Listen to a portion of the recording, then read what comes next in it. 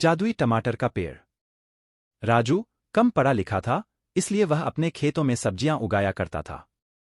वहीं उसका बड़ा भाई पढ़ा लिखा था और वह शहर में एक बड़ी सी कंपनी में नौकरी किया करता था। राजू की भाभी विमला बहुत घमंडी और आलसी थी। वह पूरा दिन फोन पर लगी रहती थी और घर का कोई भी काम नहीं करती थी। राजू की माँ कोमल बीमार रहती थी, इसलिए वो भी विमला को कभी कुछ नहीं बोलती थी। एक दिन राजू अपने खेतों में टमाटर के बीज बो रहा था। दुकान वाले ने तो बोला है कि ये टमाटर के बीज बहुत अच्छी किस्म के हैं।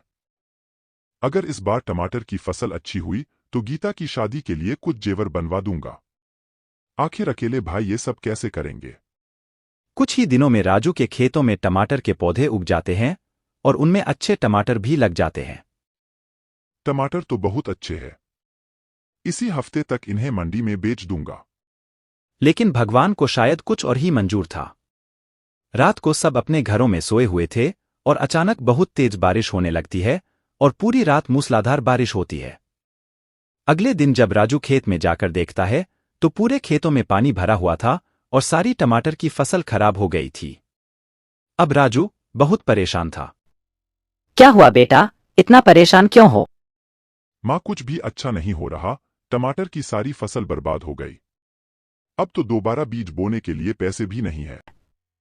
कोई बात नहीं, तू चिंता मत कर। विमला कल सुशील से फोन पर बात कर रही थी, वो आज घर आ रहा है, उससे बीज बोने के लिए कुछ पैसे ले लेना।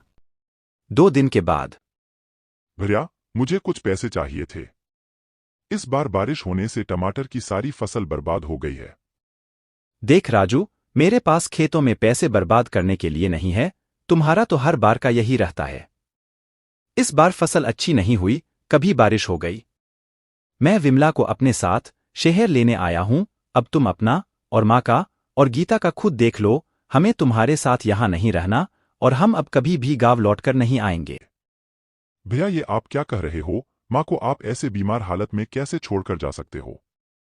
तभी आरती भी अपना बैग पैक करके वहां आ जाती है और वो दोनों वहां से चले जाते हैं।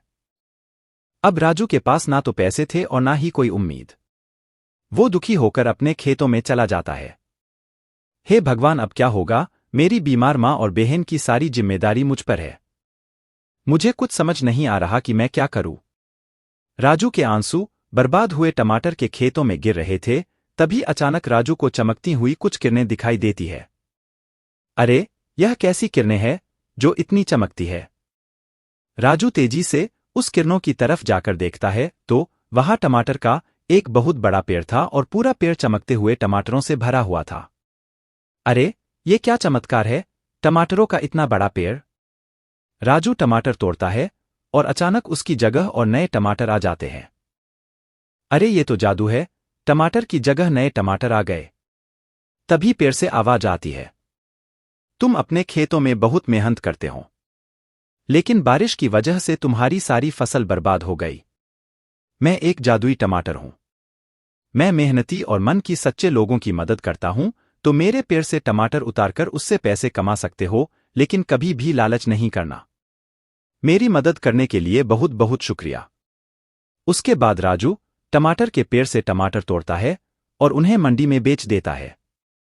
मंडी में इतने सस्ते और अच्छे टमाटर और कोई नहीं लाता था, इसलिए राजू जैसे ही टमाटर मंडी में ले जाता उसके सारे टमाटर बिक जाते थे। राजू ने उसी पैसों से अपनी माँ की इलाज कराया। अब राजू अपनी माँ और बहन गीता के साथ खुशी से रहने लगा।